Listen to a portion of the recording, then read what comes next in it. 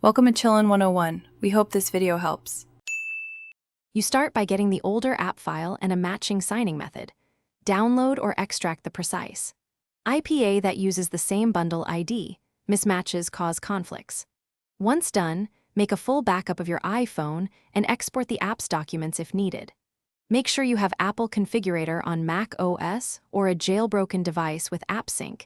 You will need a signing certificate or system-level patch to install unsigned packages. This prevents data loss and ensures compatibility.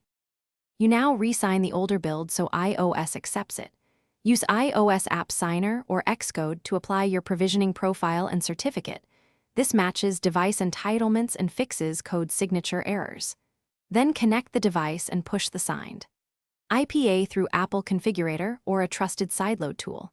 If the device is jailbroken, install using Filza or the package manager, because system-level patches permit unsigned installs. Make sure the app's version and bundle ID remain. Finish by launching the app and confirming data integrity. If the install fails, delete the current app first and then reinstall the signed older build. Sometimes iOS blocks replacement without removal. Once installed, restore documents from your backup and verify permissions.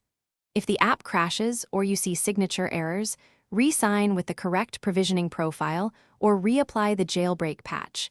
This fixes entitlement mismatches. One key troubleshooting tip: recheck bundle ID and provisioning profile alignment before repeating the install.